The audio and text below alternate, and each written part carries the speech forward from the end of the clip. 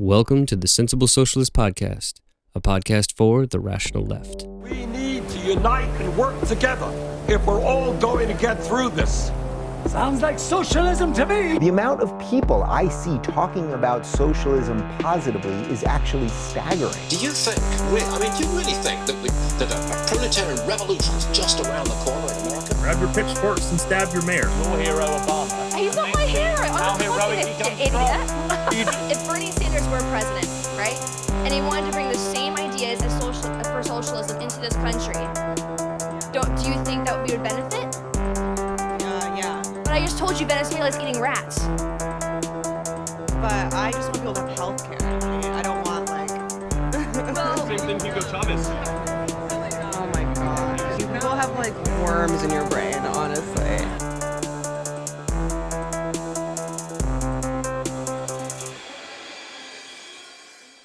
Welcome to the Sensible Socialist Podcast, a podcast for the rational left.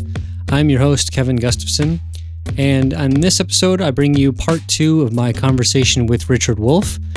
In this episode, we talk about the specific interesting situation in the former Yugoslavia and the lengths to which the ruling elite will maintain capitalism up to and including fascism, and why Nazi Germany is not socialist. So without further ado, here's my conversation with Richard Wolff.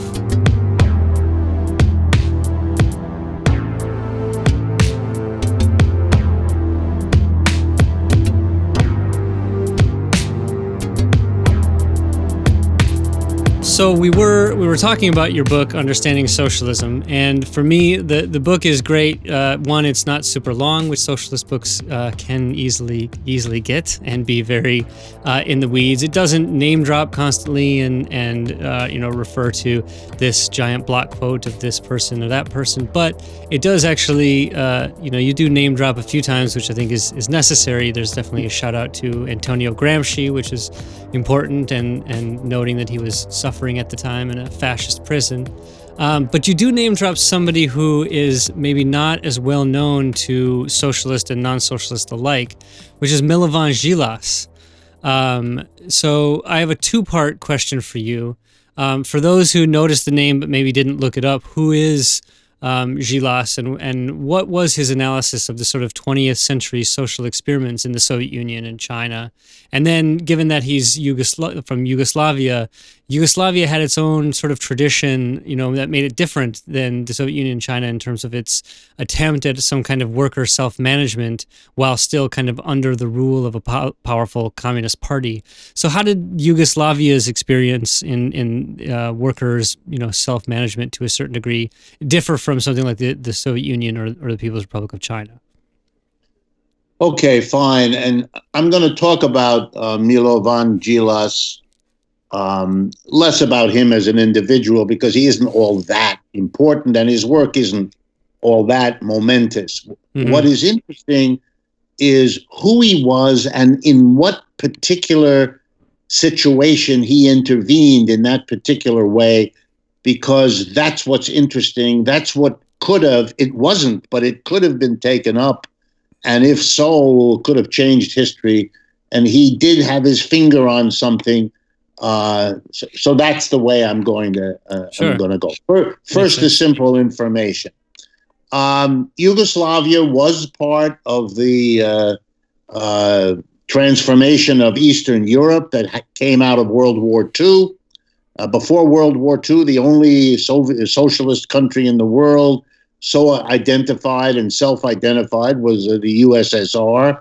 But in the defeat of Germany and Italy, the defeat of fascism in the early 1940s, one of the deals made at the end of the war was a deal made between the Soviet Union on the one hand, Stalin, the leader, and Churchill and Roosevelt, the leaders on the West, Churchill from England, Roosevelt from the U.S., and they made a deal, partly because most of the defeat of the German army was accomplished by the Russians, the Red Army, it was called.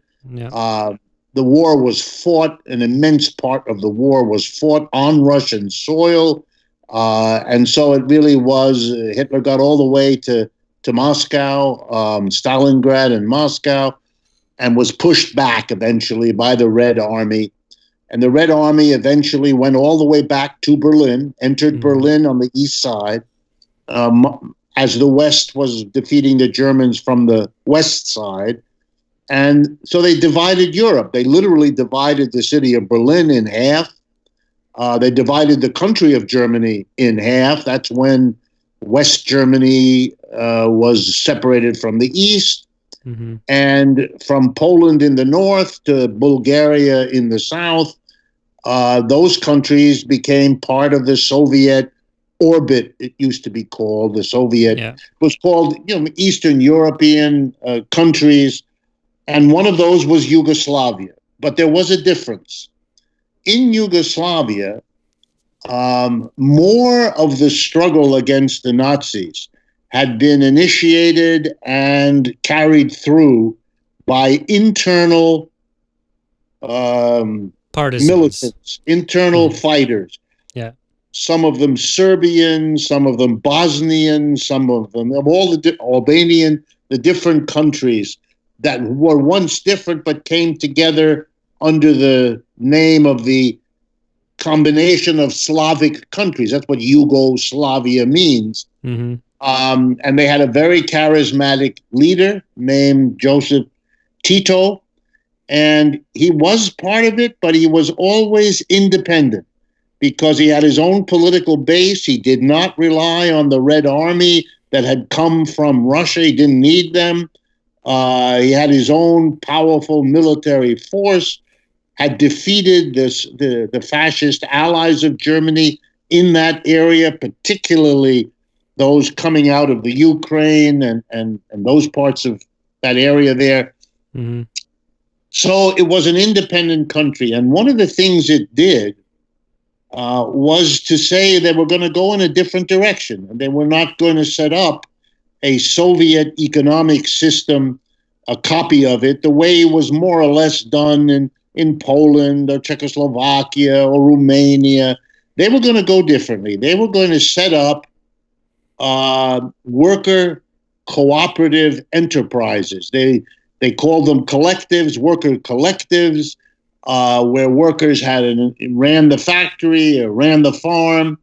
There were things like that elsewhere in Eastern Europe. It is not the only place this was done. For example, to this day, in what is now the Czech Republic, but used to be called Czechoslovakia, you still have collective farms because the farmers love them and won't give them up, even though they don't like the Communist Party. They like that collectivization of agriculture was very successful for them. Sure. So Yugoslavia got a lot of attention because it was independent. There were times when Stalin wanted something and Tito said, I'm not doing that. And Stalin couldn't do anything about it because he couldn't invade. He would have had a real fight on his hands. He knew that. And so there was a kind of standoff. And then there was this independent direction. Everything was not converted into state enterprises the way you did in most of Eastern Europe. You had a great deal of leaving the enterprise to the workers directly, and they were called either workers' council or worker co-ops or a variety of work. And there's a whole literature. If people are interested, they can read about the literature of this effort. It's one of those efforts to create a cooperative-based economy. The kibbutz in Israel is another one of those efforts. The most successful has been Mondragon in the north of Spain. And there are others. In Emilia-Romagna in Italy, very successful there for many decades now, and so on. Anyway, it didn't work in Yugoslavia, to make a long story short. It didn't work in the sense that tensions developed so that when Eastern Europe, the socialist countries of Eastern Europe imploded around 1989 and 90, Yugoslavia kind of went with them and fell apart. Tito by that time had died. He was the great leader in the war, but this is years later. Mm-hmm. So he didn't have a charismatic leader to hold them together. Yugoslavia included Serbs, non-Serbs, Christians, Muslims. So it was difficult to hold them together under the pressure of all the nationalist and religious movements of the last 30 years. And so it couldn't hold together. Even its independence couldn't hold together. But even before that happened, and here comes Djilas, even before that happened, there was a lot of disappointment that the exciting experiment that Yugoslavia was coming out of the war, say from 1945 to the early 60s, this exciting notion that there was a different kind of socialism. Remember, for much of this time, no one knew much or paid much attention to what was going on in China, which was different. Mm-hmm. China didn't even have a communist government until 1949. And it was just, far away China, the way it isn't anymore, but it was then. Mm-hmm. So the big, exciting, innovative difference from the Soviet Union that was still socialist was Yugoslavia. So there was already great disappointment that somehow the promise of this worker co-op type based economy somehow wasn't working. Yeah. And it was looking more and more like, yeah, we're workers and we're in charge, but we're not really in charge. In other words, the local Communist Party political officials who were sent into each workplace, who were part of the workforce in each workplace, had a double identity. Yes, they were part of the worker collective running the enterprise, but yes, they were also part of a political party, a political apparatus that was under the direct control of the government and of the party that ran the government. Mm-hmm. And again, to make a complicated story short, what really happened was that their second identity trumped, and I enjoy the double entendre, trumped the first. Yeah. Namely, they became agents of the government telling the workers what to do, and having the power of the government and the party behind them, wielding much more power than the other workers in each enterprise could wield. Yeah. And so along comes this man. He was a figure in the Yugoslav Communist Party, an educated person. He began to develop an analysis, and you might call it, and you should call it, a critical analysis of what was going wrong as he saw it.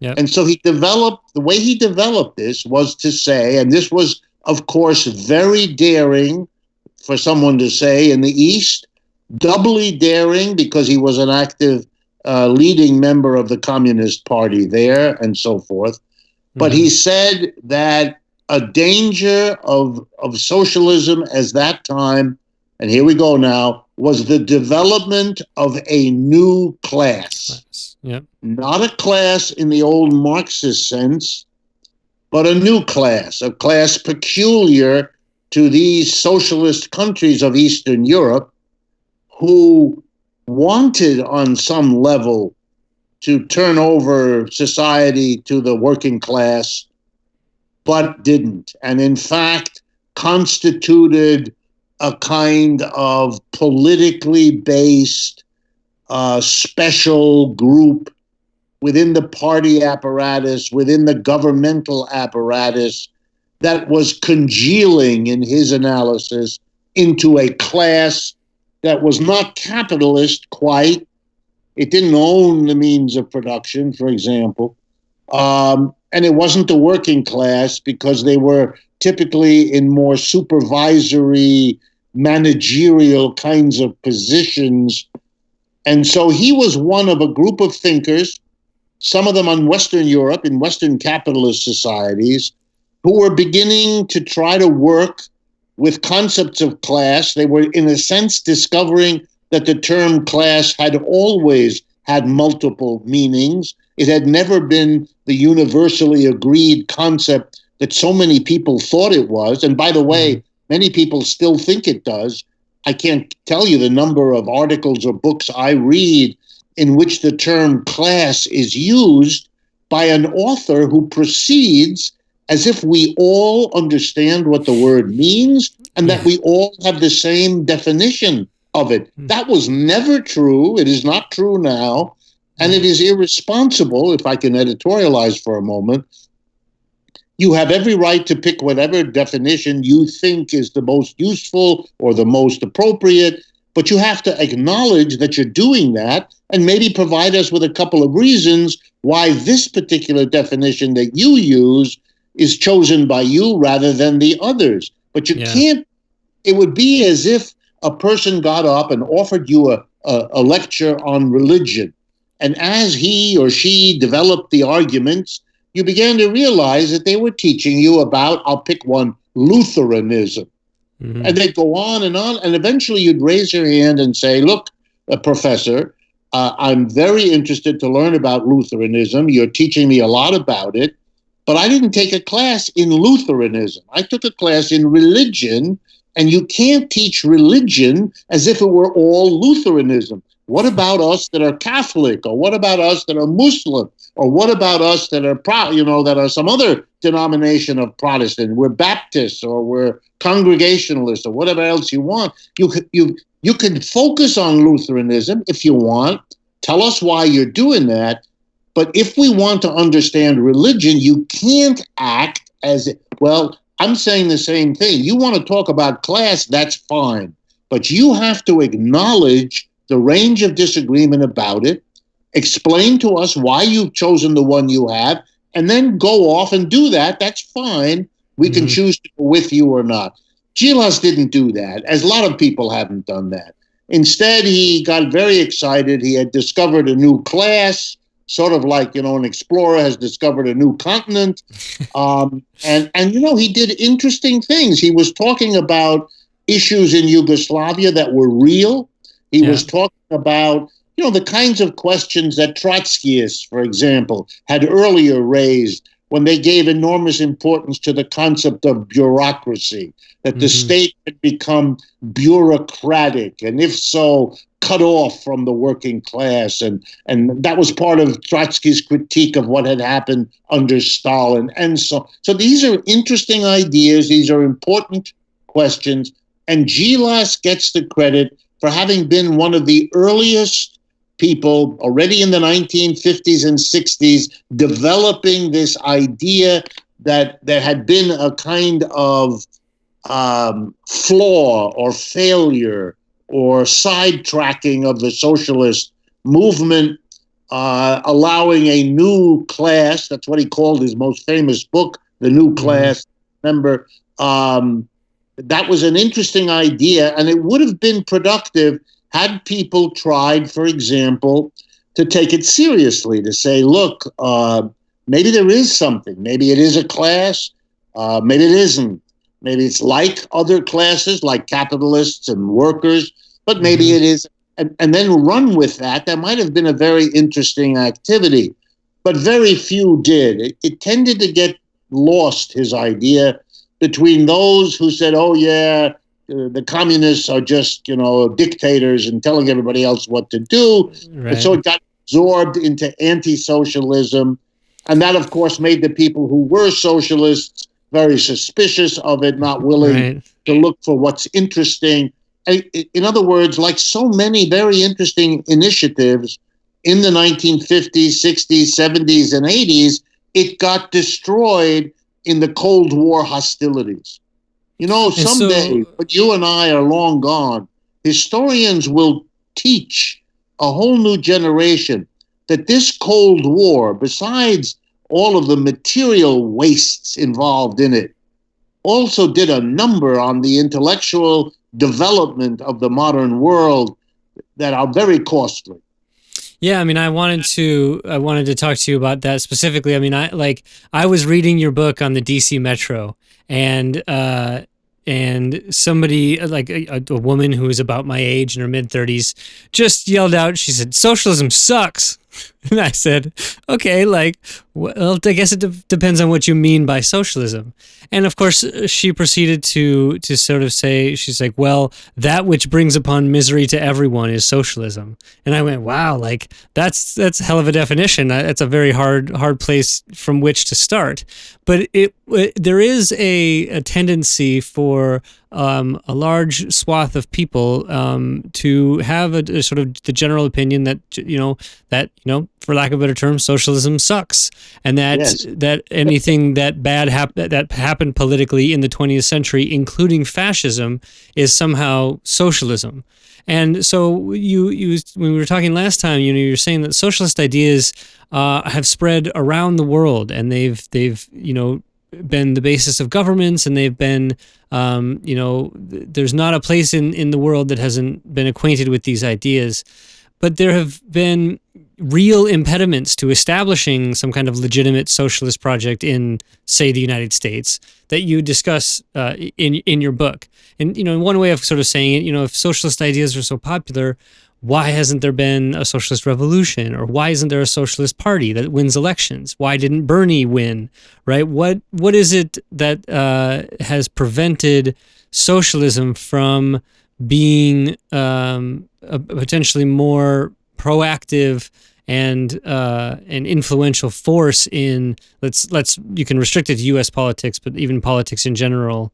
I'm mostly talking about the relationship of in the earliest part of the 20th century, you see a certain kind of socialism on the ascendancy, and I think you have the Cold War period, and then a sort of descendancy of that kind of socialist idea.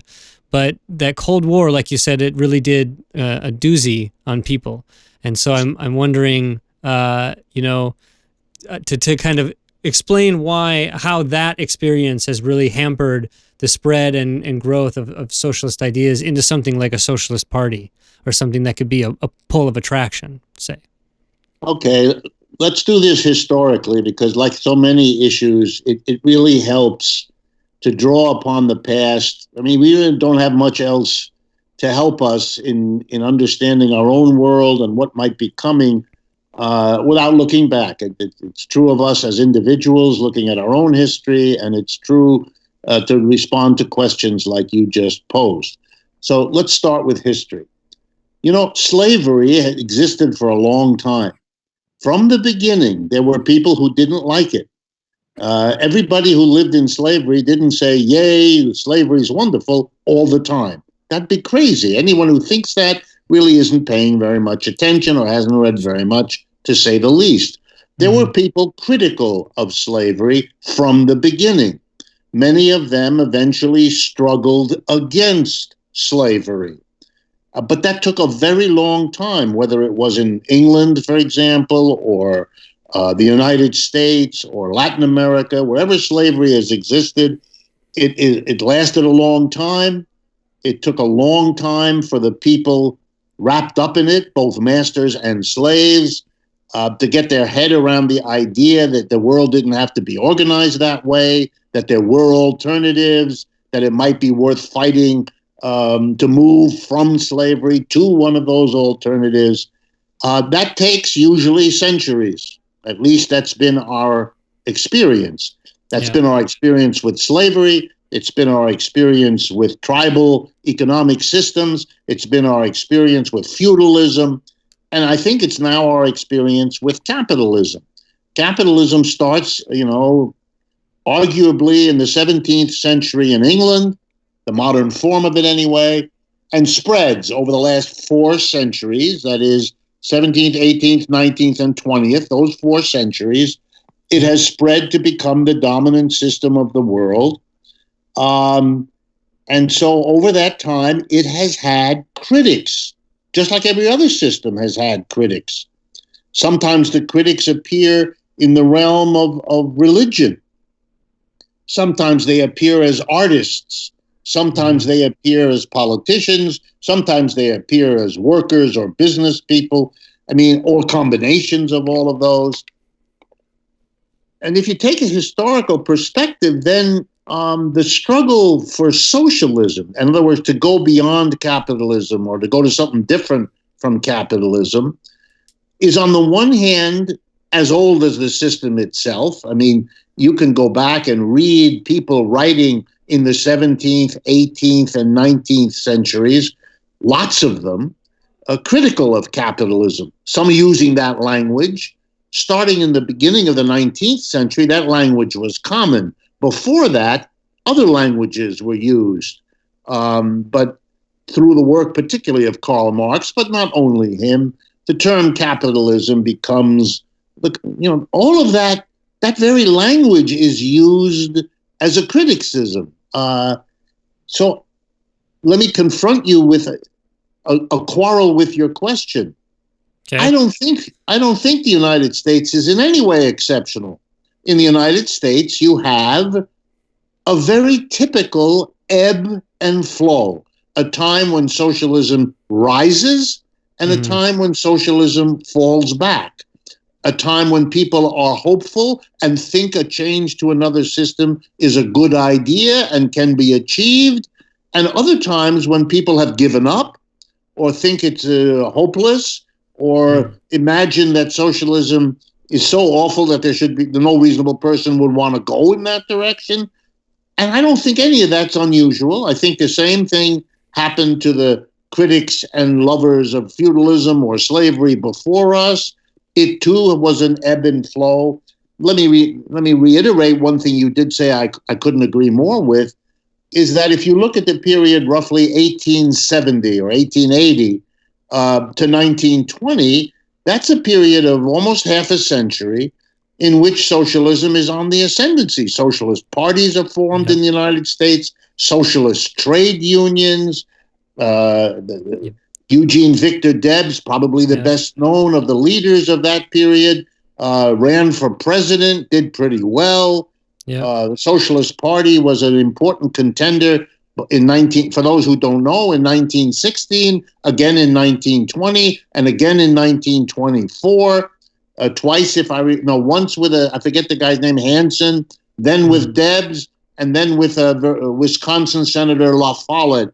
These were all socialists, so identified as socialists, and they did very well. They were Americans often find it impossible to imagine because they're living under the latest phase of the history, and no one has ever taught them the rest. So I like to frighten my students on saying to them, look, lots of socialists at the beginning of the 20th century were elected to mayor. They were mayors of cities. They were city council members. They were members of Congress. They were state legislatures. And then I say, I have a challenge for you. What state was the greatest in the United States in terms of the number of socialists sitting in the state legislature? Isn't it Oklahoma? So Oklahoma was that state, and I like to bring it up only because people would never guess, if you didn't know, that it would. They'd guess, I don't know, New York or Massachusetts or who knows, California or something. But it isn't. It's Oklahoma, and that's just should get you an idea. Also, the greatest artists and writers of the 1930s and 40s, an enormous number of them were socialists. Many of them perfectly comfortable with the label because it wasn't such a pariah issue at that time. But if you scratch John Steinbeck or just countless others, they were all socialists. That's why it was so easy in the late 40s and 50s to have the House of Representatives Committee on Un-American Activities do an effort to locate in Hollywood, for example, writers and actors and actresses who had actively gone to socialist meetings and participated, including, by the way, one Ronald Reagan, among others. Again, so let me quarrel a little bit and say socialism was in fact so successful in the period of 1880 to 1920 that an immense effort during the 1920s was devoted to crushing it. I mean, it frightened the business community in the United States, frightened them badly. Many of the the older groups that had come to the United States earlier, the English particularly, were horrified by the waves of immigrants coming in during those years, saw them as a alien force polluting some kind of genuine America. That should strike people as familiar these days, since we're doing it all again. Sounds very familiar. So there was a kind of coming together, oh my God, it's immigrants, and oh my God, they're bringing socialism. Mm-hmm. And so socialism was wrapped up with immigrants. It was, by the way, true that a disproportionate number of the socialists in those days did come as immigrants, because socialism was more developed in the European countries from which the immigrants came. Mm-hmm. But it was a crusher. And some people that are watching or listening to this, the Palmer raids, those famous efforts to find and exterminate leftists in Boston, and then the Sacco and Vanzetti case, and a whole bunch of other very anti-immigrant, anti-socialist, often anti-Catholic and anti-Semitic, all wrapped up in a kind of nativism, which again ought to strike people as familiar today. You had all that, and so it really put the kibosh. But the irony was it didn't last very long, that kibosh. It lasted mainly the 1920s, because the minute the Great Depression hit in 1929, everything went into reverse again. And suddenly you had the explosion of socialism, two socialist parties, not just one. You had the old Socialist Party, but the new Trotskyite Socialist Workers' Party. Then you had the Communist Party. So you had three different self-identified socialist/communist parties. You had the biggest labor movement in history, all of that. And then after World War II, they tried it again. They did after World War II exactly what they had done after World War I, only with more intensity and with a nice, convenient foreign enemy. You didn't quite have that. You had the immigrants after World War I, but you had a powerful Soviet Union with the atomic bomb after World War II, so you could rev up the hysteria then. Yeah. And then you're seeing now, like with the crash of 29, bringing in the resurgence of a socialist left, exactly the same thing is happening now. It seems to me that these very obvious repetitions speak to the notion that a change from one system to another never happens all at once, never happens in a short period of time. Whatever the appearance may be, it takes a while. You've got to change institutions. You've got to change habits of thought. You've got to change ways in which people relate to one another. And these are not things that happen overnight, especially not if you've had a system in place for centuries. So it has really sunk deeply into the psychology of each of us in ways we're half unaware of most of the time. So bottom line, I think there's lots of reasons to believe that the United States is nowhere near as exceptional as it would like to imagine itself to be in general, and particularly not when it comes to socialism. The notion that socialism can't happen here is an example of right-wing wishful thinking. I understand it, but I don't take it very seriously. And man, is our time not now an example? My goodness. Right. I mean, I just making it very personal, Kevin. In the last 6 years, I have done more invited public speaking than in the previous half century. I've done more video, my articles are published and republished in English and in a dozen other languages and I'm not unique in that at all. This is not about me. This really has nothing to do with me. Mm-hmm. I'm carried along by the same wave that carries, I don't know, Bernie, or that carries Alexandria Ocasio-Cortez. This podcast? All of it. We are all, I don't want to take away from whatever skills each of us has that we bring, but let me be part of something bigger. Yeah, it's like a person who who sings a little jingle, and the people that are with you, after a while, they get annoyed. I've heard that 100.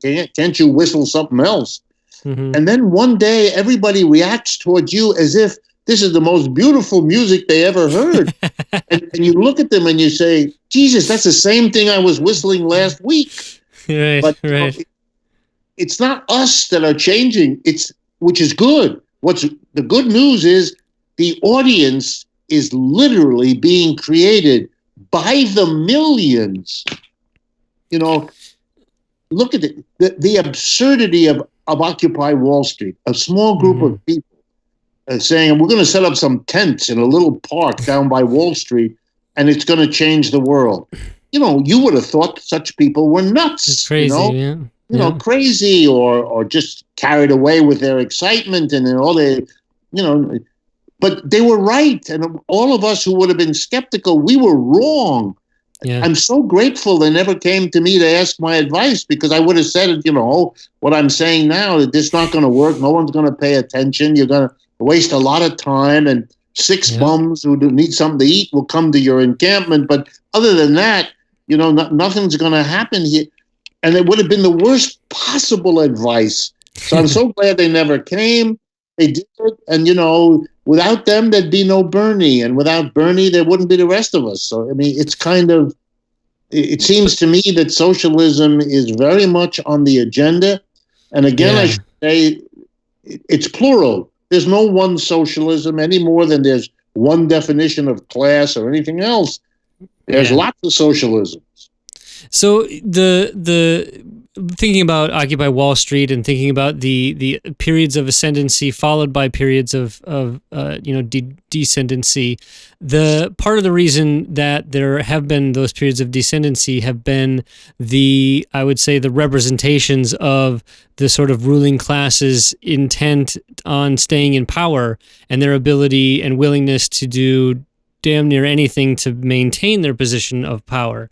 And so in conjunction with that, there is this common argument that, show me a socialist system that's worked. That's a very common retort that you hear if you're advocating for socialism, right? That there's something about it that just doesn't work, and that you can't point to an example of a country that exists unless you're going to want to talk about North Korea or Cuba or something like that. And I've always kind of likened it to saying that, if you were going to engage in a race with someone and then, took a shovel to their kneecap as you started, and then asked them when they obviously don't win the race why they didn't win the race, you're an asshole, and that's not a fair question, and you've made the situation unfair. And I think if you're looking at the projects of the 20th century experiments in socialism, 2A1, they encountered fairly early on after their revolutionary experience a considerable backlash from capitalist countries and within sort of capitalist or bourgeois elements within their own country doing sabotage and things like that. And so you have the ruling class of the world and the sort of the movers and shakers and the planners and the people with the actual power who react with fury at the success of socialism when it is successful, when it does organize large labor unions and fights for an 8-hour day and things like that. You tend to have a backlash that ends up in something like the Palmer raids, or after the New Deal gets instituted, you have McCarthyism. And I think the sort of main representation, and this is a thing I want to kind of dispel with you, is that there's nothing socialist about fascism. That fascism is, to me, the ultimate example of the lengths to which capitalism will go to stay alive against the potential of a socialist revolution, or in the face of socialist ascendancy. That in Germany, it was the rise of socialist elements that gave rise to the reaction in terms of the Free Corps originally, and then eventually the Nazi Party. Yeah, let me respond on several levels, because you're really raising multiple questions. Yeah. I agree with you. Every effort to build socialism has been violently attacked. I mean, people don't know the history, which is part of the problem. They don't know what has happened in other countries.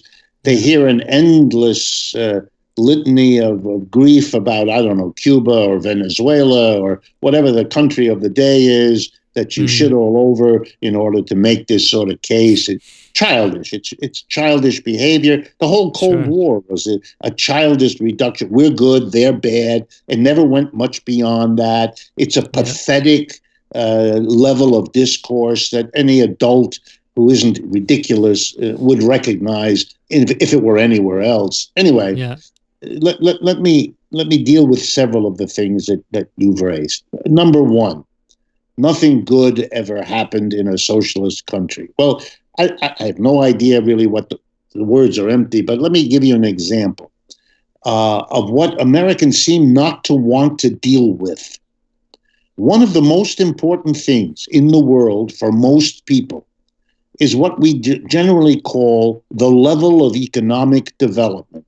You know, in general, the bundle of goods and services that are available to an average citizen who works, him or her, a man or woman in a family with or without kids.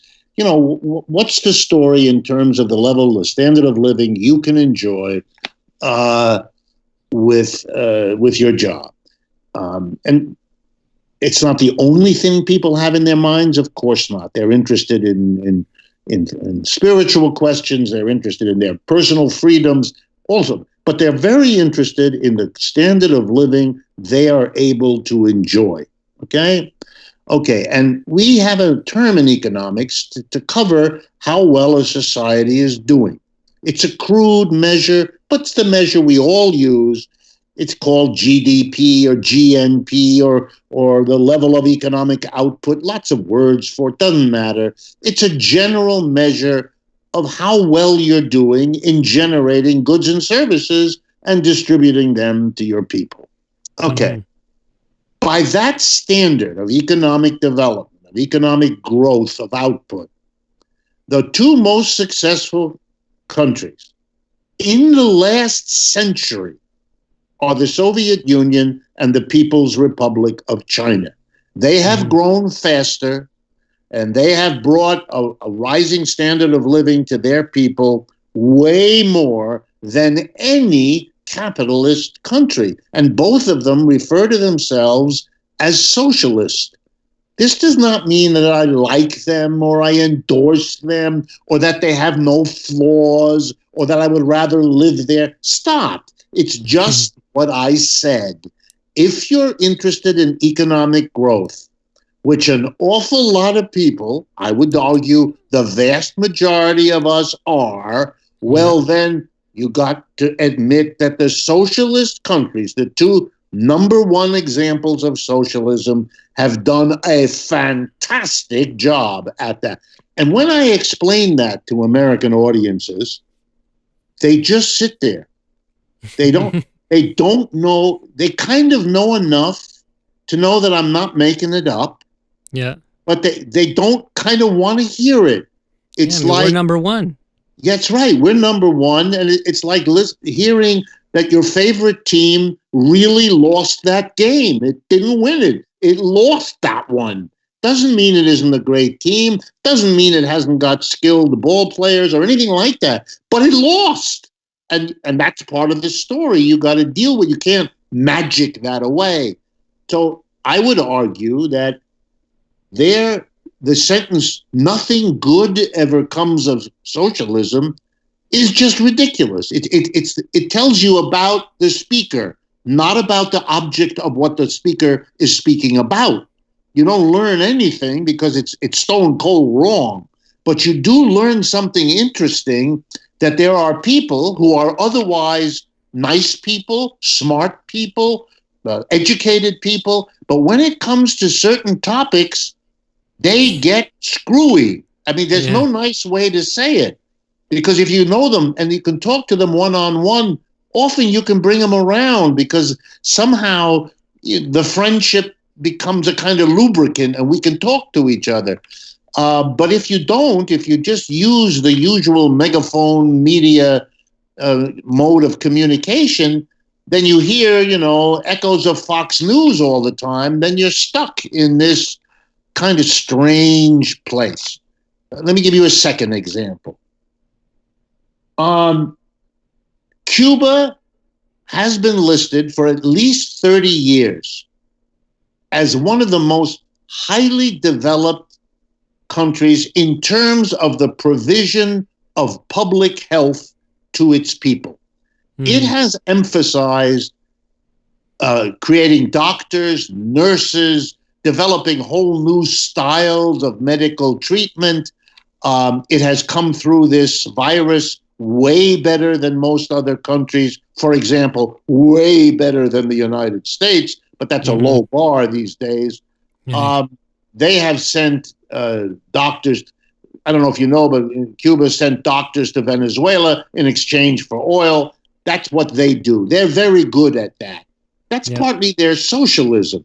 It doesn't mean that there aren't other areas where the Cubans are not good at it, where they fall down, where they fail. I'm sure those are there, and I can guess and tell you what some of them are.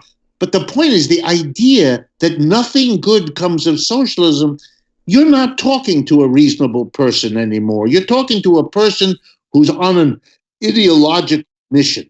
It's like wanting to know about the strengths and weaknesses of a religious commitment versus atheism, and choosing to speak to a cleric. Well, that's kind of strange, because you know that a cleric has already made commitments, give you a pretty damn good idea of where he or she is going to come down on this question, which doesn't mean, I'm not saying don't listen to them, but if they were to start talking that atheists always eat their children, then the conversation has to come to an end, because we're not talking to a person who's willing to talk on a rational basis. We're talking to someone who's on a mission, and I don't mean that in a nice way. By the way, it would go the other way too. If someone, and by the way, this happened in the Cold War all the time. If you met someone from the Soviet Union, they would tell you a story in which everything they do is wonderful and everything that happens in the United States is a disaster. It's the same childish Cold War mentality that is embarrassing to remember. Okay, so let me start with that. Well, I'm losing my track. What was the other thing that you asked me? The length to which the sort of the ruling class will go and up to and including fascism. Right. Well, here, let me again intrude a little bit of personal information. My first language is German, and that's because my mother was born in Berlin. And I was born in Ohio, so I'm a 100% American, but I'm the first generation of Americans in my family.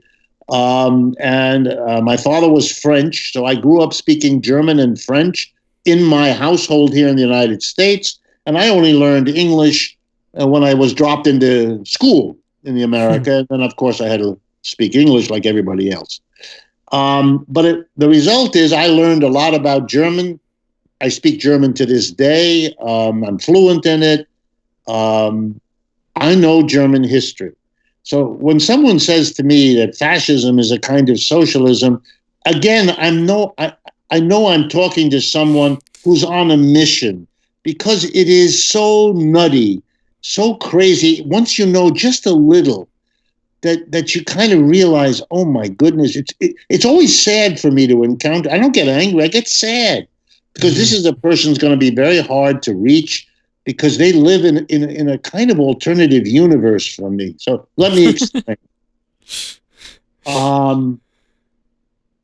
Until World War I, Germany had a very old, traditional, kind of mixed society. Part was the old feudal leftover that was once Germany, and then part was a very assertive, young, capitalist class that grew throughout the 19th century, rather like the American, and eventually outgrew the leader, which was Britain. Britain had been the dominant capitalist country, and it was challenged for leadership in the second half of the 19th century and into the beginning of the 20th by the United States on one hand and by Germany on the other. So think of a society in which there's a capitalist class coming to dominance and a feudal class retiring to its rural estates, but still holding some power because of the tradition. And so they had as their leader a Kaiser. That's the German word for what in Russian would be a czar, or in English would be an emperor. or a king. So they had the Kaiser. And people were used to the pomp and circumstance of a Kaiser, which is like a royalty, a kind of king, and so on. World War I is a war among the leaders of Europe, the Kaiser in Germany, the Emperor in Vienna, Austria, the Queen in England, and all of that. We're kind of odd, the Americans, because we don't have a royalty, we have a president. In those days, that was rather unusual. Everything falls apart for Germany because it loses the war. So devastating was the belief of the Germans that with their system, they would win every battle. They had the strongest leader, the Kaiser. They were the Germans who knew about technology and were engineering whizzes and all the rest of it. The same notion, we're the greatest, that you can hear from Mr. Trump any evening, that you have nothing better to do. And if that's the case, I feel for you. But in any case, we're the greatest, we're the greatest, we're the greatest, repeated until it came out of your ears. Okay, everything crashes because in World War I, they learn a lesson. They're not the greatest. They were defeated totally, utterly, by people they had thought inferior to themselves, whether they were British or French or whatever it was. They were defeated. It was a trauma to the German people. In that trauma, they decided that the Kaiser was to blame, and so total was the rejection of his government as the symbol of the old Germany that he abdicated. He withdrew. I'm not the Kaiser anymore. And he did not agree to surrender to the victorious armies at the end of World War I. He said that has to be done by somebody else. I won't, because I'm not the Kaiser anymore. I'm gone. And he was, and he never returned. The people who stood up and said, okay, we will surrender to the allied armies of the United States, Britain, France, and so on, were two socialist leaders of the Socialist Party. In the period from 1870, I'm sorry to give you all this detail, but maybe for those who listen, it's essential. They'll learn all of this, right? Yeah. From 1870 to the war had been the rise of the German Socialist Party. By the way, it exists today. It's called the SPD. Sozialistische Partei Deutschland is what it means in German. That party became the second most important political party in Germany, a very powerful political party organized in every village, every town, every city.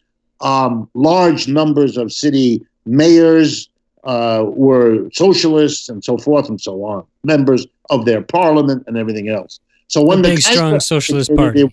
It was not at all surprising to anyone that he basically turned the government over to the Socialist Party. Now, the Socialist Party had earlier split. When the war began, the Socialist Party split. The majority decided to fight the war with the Kaiser.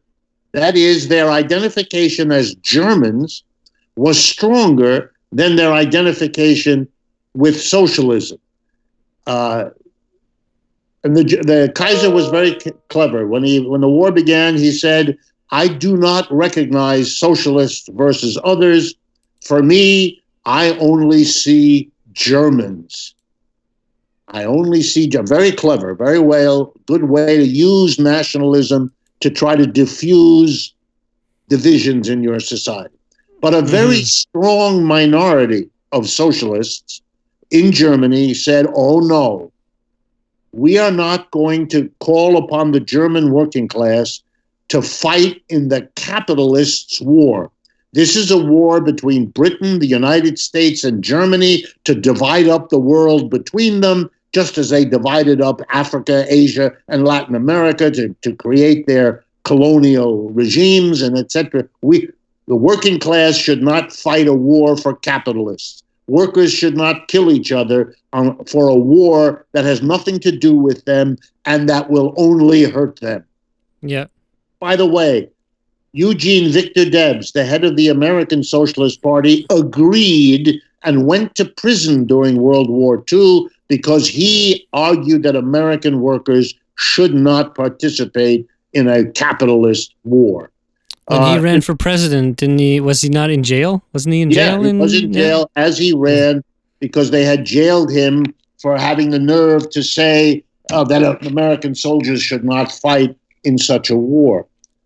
In Russia, the person most famous for taking the same position was a person at that time not that well known named Lenin. He also took that position. In Germany, the people who took that, the most famous of them, was a woman socialist, one of the great leaders of German socialism, a woman named Rosa Luxemburg, whose name people may know. Sure. Okay, so the government turned over to the socialists. The socialists signed the surrender arguments, and they constructed a socialist government in the city, in the small German city of Weimar. And it came to be known as the Weimar Republic. And it lasted roughly from 1918, the end of World War I, until 1933, when the Republic ended because it was replaced by a new government led by a relatively obscure person named Adolf Hitler, who came to power in January of 1933. Okay, the part of Germany, the old part, the right-wing part, the part in love with the Kaiser and all that Germany had imagined itself to be, was horrified that the war was lost, was horrified that the Kaiser abdicated, was horrified that the socialists were given the power. They were horrified. One of the first things they did was try to overthrow the socialist government. As part of that effort, this is in 1919, they stormed into some socialist headquarters. They weren't so clear, these right-wingers, which socialist was what. But they found Rosa Luxemburg, and they found the other great leader at the time, a man named Karl Liebknecht, and they murdered them. And they cut their bodies up into little pieces and threw them into a canal that runs through the middle of Berlin. Those people became martyrs of the left wing in Europe, which they still are. There are tons of work about both of them, but particularly about Rosa Luxemburg. She was the most eloquent speaker the socialists had. She traveled all over Germany. It's before radio and TV, giving speeches. It was remarkable that a female was such an important leader. That was quite rare in those days. And she was the most famous and most powerful of all of them.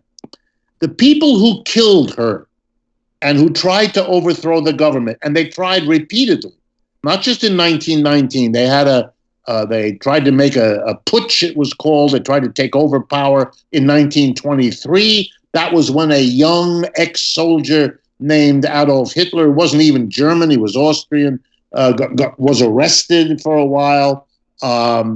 They tried over and over again to overthrow the government. That is the beginning of the Nazi Party.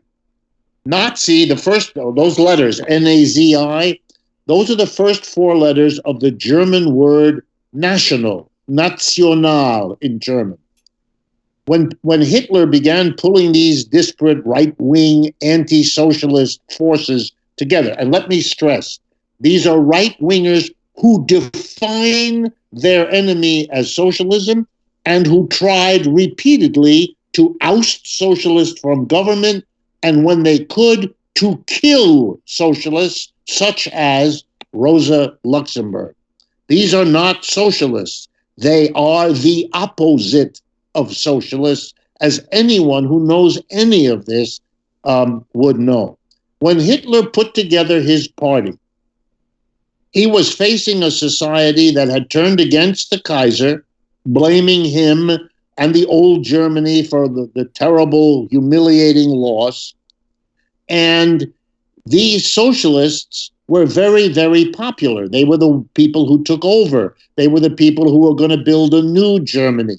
They were the ones who had questioned, even if it was mildly, the wisdom of going to war. In retrospect, they were very popular. That's why the Kaiser basically turned it over to them, and that's why they did what they did. And the Weimar period was a period of wonderfully democratic experiments in governance all across Germany that were, in fact, very popular.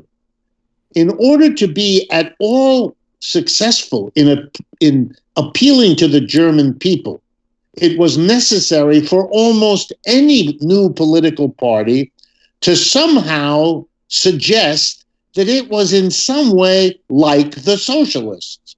So there we are in the 1920s. Hitler decides that if he has any chance of appealing to the working class and the middle class in Germany, who are now in the main drawn towards socialism, that he has to use the word social. He has to somehow make a claim that he is not another old party looking to bring back the great German Empire. That's a non-starter kind of situation. And so he's going to call himself the National Socialism Party, because he did represent a kind of hearkening back to nationalism. But if he had just called himself a nationalist party, he probably would have gotten nowhere. But by putting the word nationalist together with the word socialist, and let me remind you that this is an old pattern. Hitler was not inventing anything new. Donald Trump went out of his way to mix a nationalist kind of celebration of America first with a criticism of companies that moved production out of the United States and all of that kind of stuff, protect our jobs, all that kind of stuff, very carefully calibrated to try to appeal to what were Democratic voters in general, but might on that issue, including union members, go for that and so forth. Mm-hmm. So Hitler does that, but nobody in Germany is fooled. It may fool people in the United States looking at the history, but it fooled nobody in Germany. It was right-wingers that went to Hitler's party. He promised to help the working person. He promised to help small businesses, particularly, who had been very badly wiped out. Even my own family. In 1923, Germany had a spectacular inflation for about a year.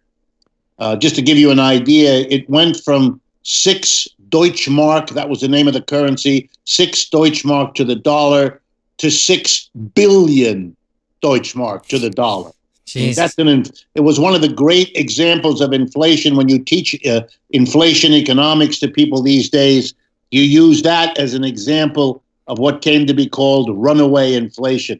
My grandmother told me stories in which my grandfather would run home from the store where he worked at midday with a bag full of money so that grandma could then, like a relay race, run to the store to buy groceries, because if she waited until the afternoon, that money would be worthless.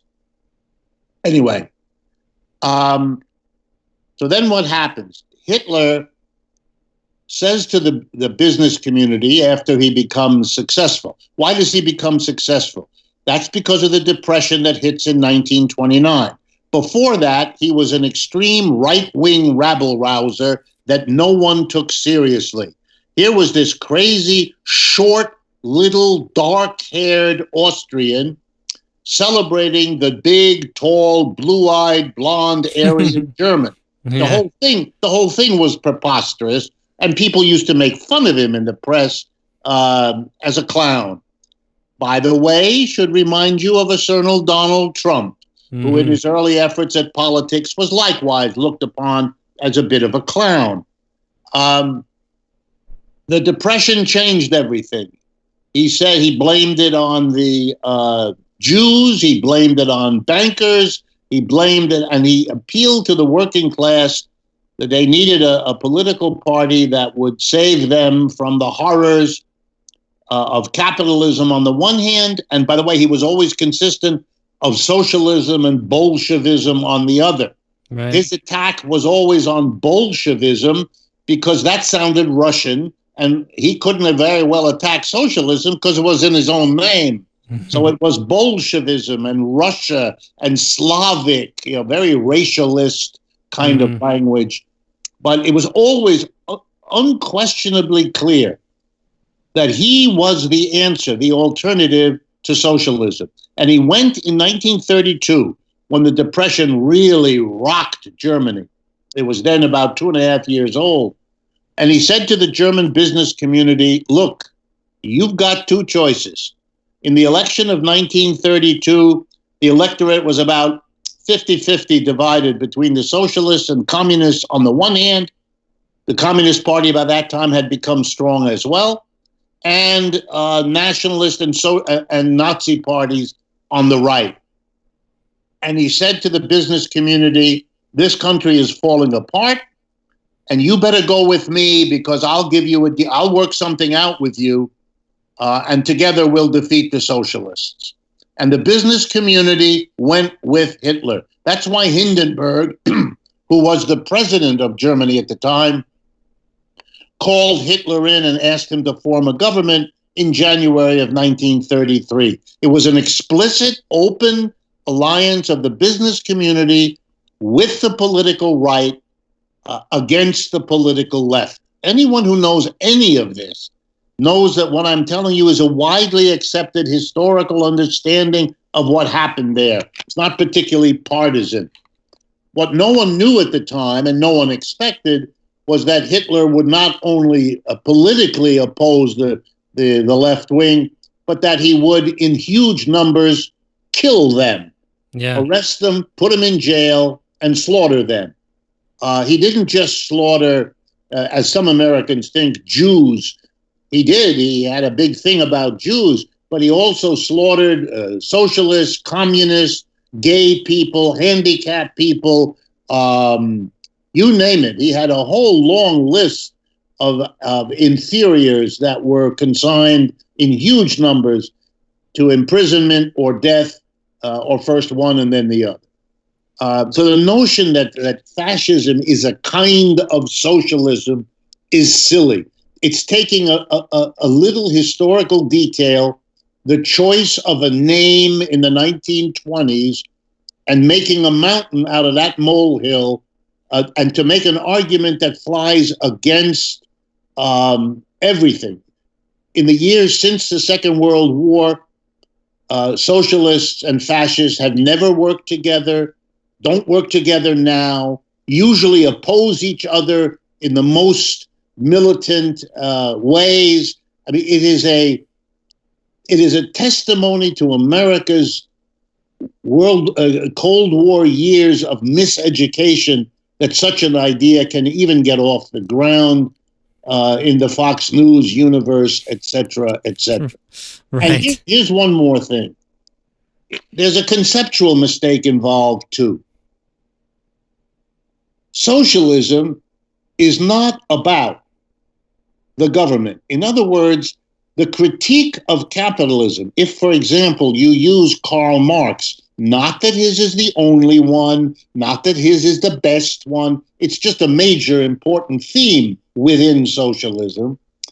Marx was not about the government. Marx never, let me underscore this, never advocated that the government should be the owner-operator of enterprise. Nothing of the sort. I mean, It's really bizarre for people to think like that. It is true that there were some socialists who took Marx and Engels' comment that the transition from capitalism to socialism might, not that they didn't predict the future, but it might happen because the workers, being numerically decisive in a universal suffrage system where there's the vote, the workers are the majority, the capitalists are the minority, and that therefore, using the vote, using universal suffrage, workers might take the tack that the strategy they should use is to capture the government through voting and being the voting majority, and then use the government that they could win by the vote to bring in the transition from capitalism to socialism.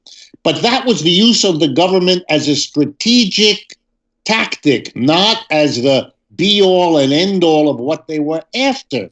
Marx himself never wrote a book about government enterprise, never advocated it as the nature of socialism, nothing of the sort. The whole critique of capitalism had to do with identifying a system that had divided the people who do the work, who make the goods and services we all depend on, dividing them into two groups. One that makes all the decisions and controls, and the other one that comes and does the work. He was against slavery because it divided people into masters and slaves. He was against feudalism because it divided people into lords and serfs. And here we go now. He was against capitalism because it divided people into employers and employees. And he would not have been in any way mollified if the employer was a government official rather than a private person.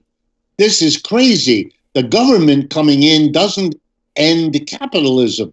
It just means that alongside private enterprises, you have government enterprises. But if the government organizes them as employer versus employee, which is what they did in Russia, in Soviet Russia, well, then in this interpretation of socialism, it's not a socialist society. It is what has been called state capitalism.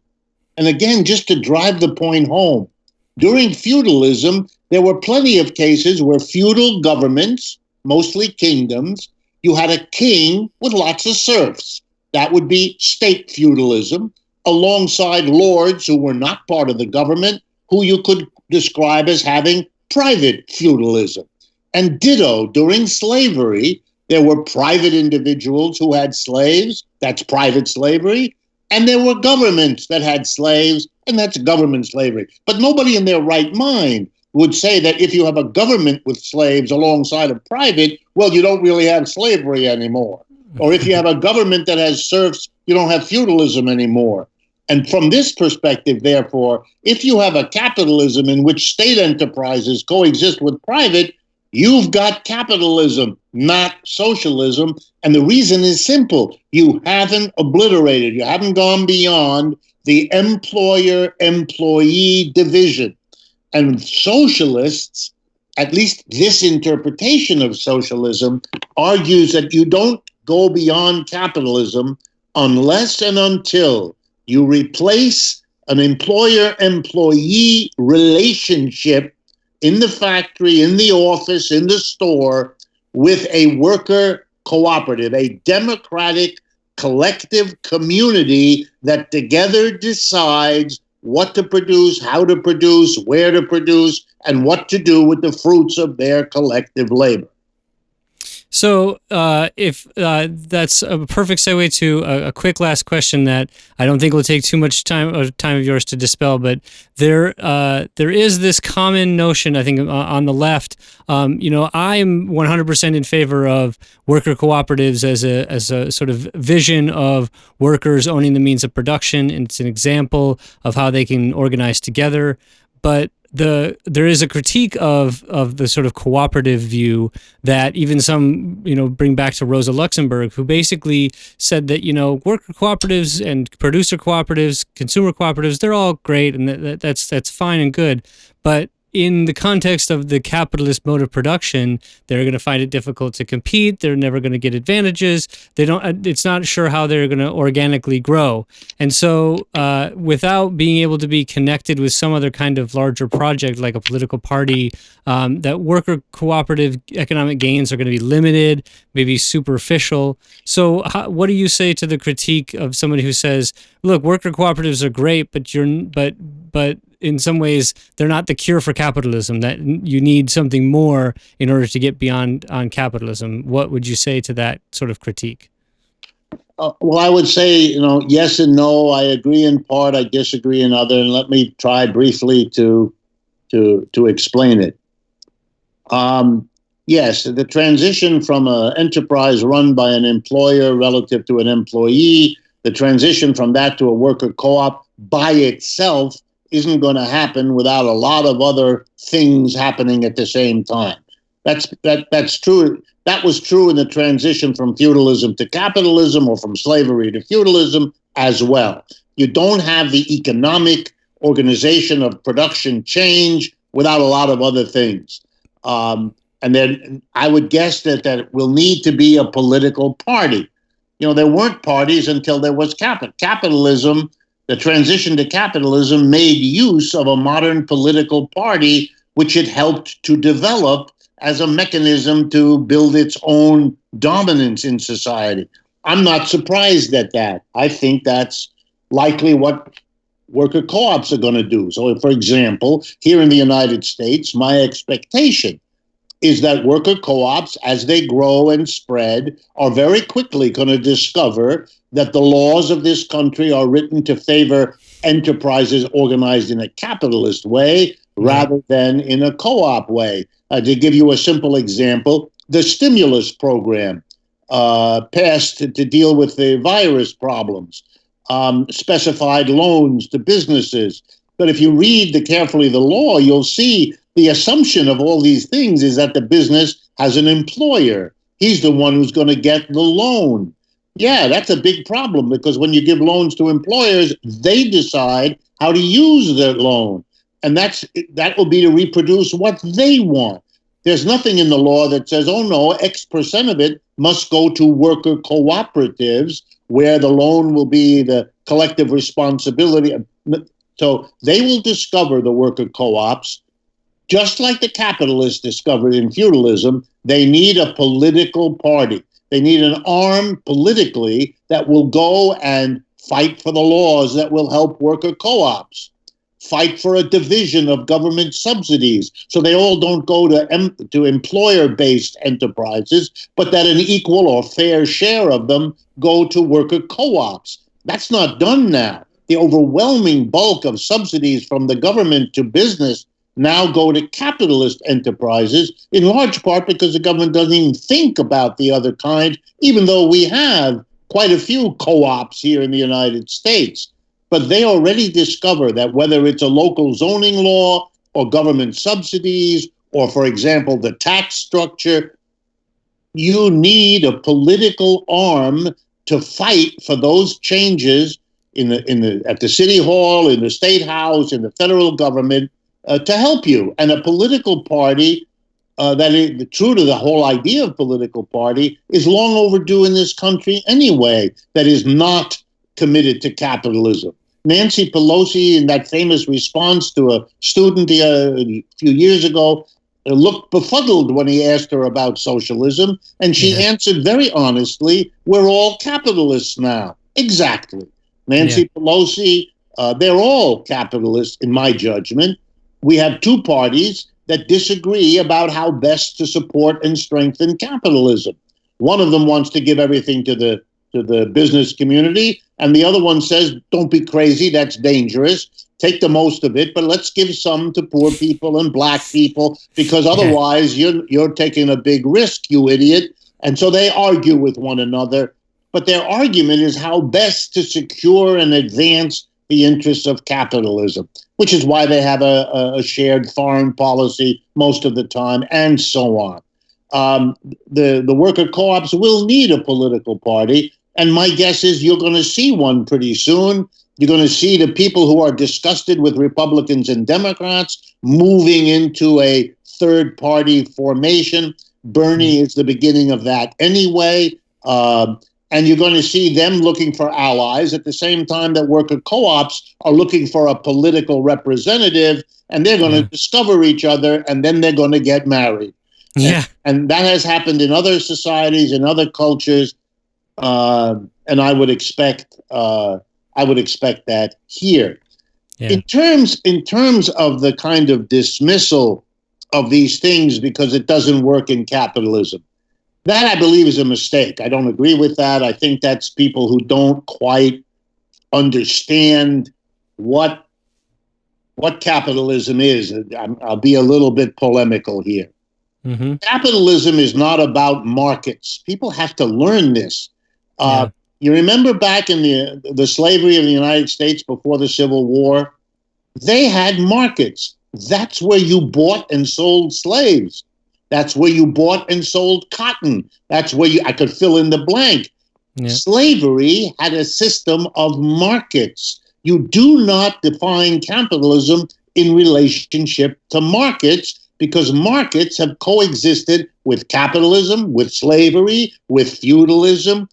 So talking about the market system is kind of nutty. That's not helping us any. I mean, It is true that markets is one way of distributing goods and services. And there have been others in human history. We don't use markets for all the distribution purposes. You know, I'm famous for a story I tell to my students. When you went home for Thanksgiving, you sat around the table, and maybe your mother cooked a turkey, and at a certain point she said, would you like a drumstick, or do you prefer breast meat, or whatever it is? And you answered her, and she reached across the table and gave you the turkey that you had preferred. You did not whip out your wallet, pull out a $10 a piece, and hand it to Ma. And if you had done so, your father would give you a lecture you wouldn't want to hear about, and it would go something like this. This is a family. We don't pay. Your mother didn't make the turkey so she could get $10 out of you. She made it because she loves you. She loves the family. She wants this moment. We all do. If at the end of the meal we say, Peter, would you take out the garbage? And you said, sure, that'll be $3. You'd get the same lecture. Yes. Why? Because you don't want to distribute in a family with a market. And the argument is that's not the way we want to do it. We want to do it out of love. I'm not going to, at this moment, indulge my tendency in the classroom to say, gee, if a market is inconsistent with love inside the family, I got some hot news for you. It's not so good for the love outside the family either. Yeah. I won't. I'll just tell you, markets are about a system of production, a system of distribution, distributing the resources and or distributing the products. Class is about production. What is the relationship in making the goods, fundamentally, making the services, the hamburger, the haircut, the pants, the software program, whatever the hell it is. And you're making a confusion by referring to a class system in terms of distribution, because that's not what it's about. Number two, and then I'll stop. Worker co-ops have competitive advantages in a market. They are different from the advantages a capitalist employer has. But it's not that one has a competitive edge and the other one lacks it. That's simply misunderstanding. I'll give two examples and then a reference. Example number one, the capitalist enterprise has the authority at the top to fire anyone, in most cases, that they don't want there for whatever reason. A worker co-op can't do that. And so that gives a kind of employment flexibility to a capitalist enterprise that a worker co-op would lack. Okay? Understood? I see that. Now I'm going to give you the opposite example. In a capitalist enterprise, the workers more or less hate the capitalists. They get, even if they can't put it into words, that he's ripping them off. That's why they will forget to flush the toilet, or they will forget to turn off the light, or they will take the Scotch tape dispenser home with them, right in the other pocket from where they've taken the stapler. We all know this. They'll stay in the toilet long after they've finished peeing because they rather be in the toilet, maybe smoke a cigarette, get high, who knows, right? Right. All of that. So here's what happens. In a worker co-op, the whole ethic of the place is, this is our business. If you leave the light on in the bathroom, we all suffer, including you. This is not the boss's problem. We are the boss. So guess what? You get a level of care. You get a level of saving from waste. you get a commitment. Look, the very same people who love capitalism will tell you a story like this.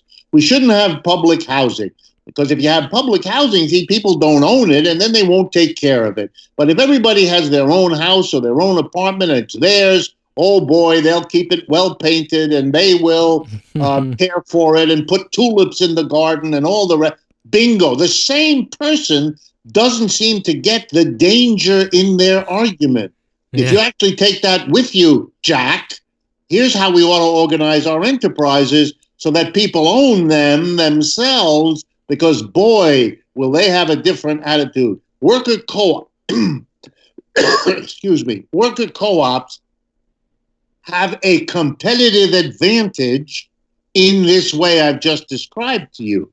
So, in the end, whether or not an enterprise succeeds depends on all the variables affecting all of the respective advantages or disadvantages they all have. And there is no reason to believe, neither theoretically nor empirically, that the worker co-op has anything to worry about. And now finally a reference, and I can send this to you if you're interested. Yeah. There's a French woman who is a professor of business at Leeds University in Great Britain. Leeds. It's a big city in Britain. Yep. Her name is Virginie. That's the French version of Virginia. And Perrotin is her last name. I will send you a reference.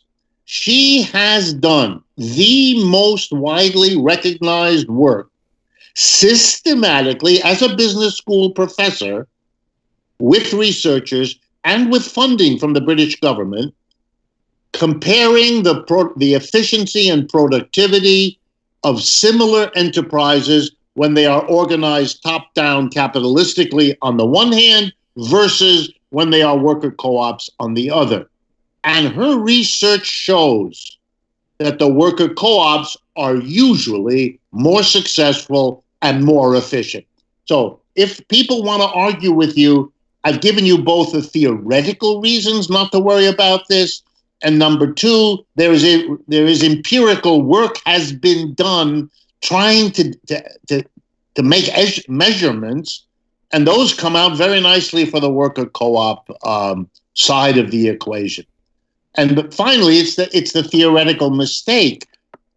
It's not that worker co-ops, will be overwhelmed by capitalism because they compete in a market.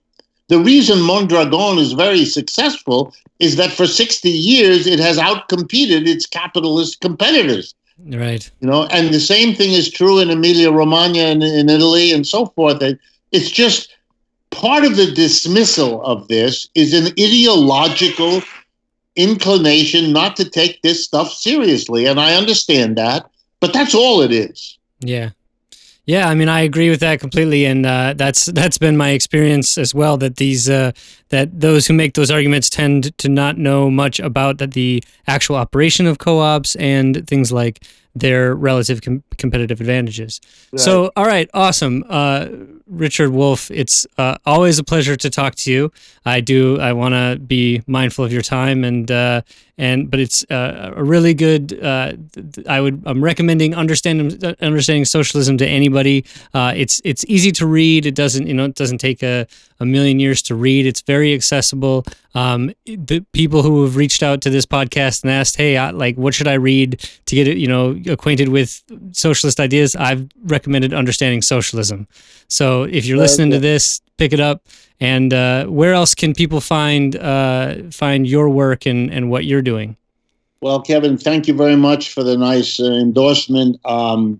Best place to go is to follow Democracy at Work, our organization. YouTube/Democracy at Work will take you to a whole lot of our stuff. We also maintain two websites. One is democracyatwork.info. That's all one word, democracyatwork.info. And the other one is rdwolff with two Fs, .com. That's me. And we have a very active Twitter, Facebook, and Instagram program. We have our own store. I mean, we're expanding and doing more and more as our audience enables us to do. If you're interested in supporting us, then the best way by far is to go to our Patreon page, patreon.com, and follow Democracy at Work, or Economic Update, which is the name of our weekly radio and television show, which you can also watch. All of this is accessible through our website. Awesome. Well, that's where I will direct people, and it's been a pleasure to talk to you. And take it easy. Stay safe. Thank you very much. You too, Kevin, and take care. All right. Thanks a lot. All right. You too. Good luck.